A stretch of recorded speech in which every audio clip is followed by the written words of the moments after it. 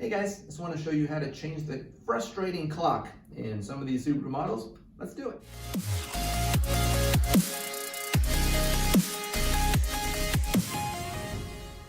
Understand you're having trouble changing the clock and it's impossible to find out how to do it easily, and that's understandable because it is not super simple. So here's how you do it. First thing, on the screen here, you're going to find your settings. Under Vehicle, you go there, and you want to make sure clock adjustment is set to manual.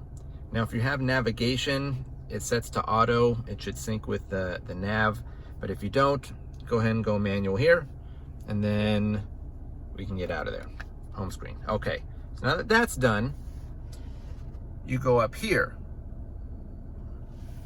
Change that screen by, over here on the steering wheel, you push this info button.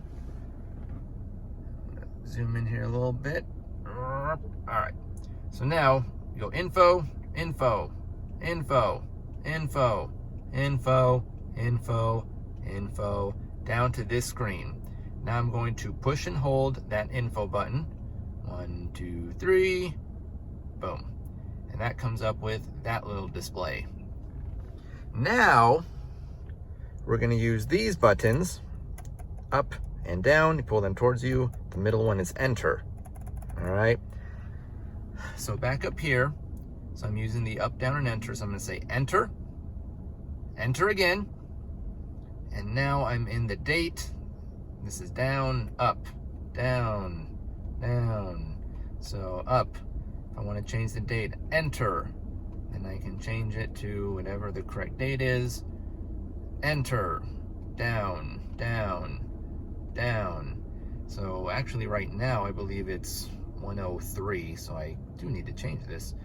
So I'll press down again, enter, down, down, down, down, down, down, down, enter. And then very important, down, set is lit up, the enter button, setting complete.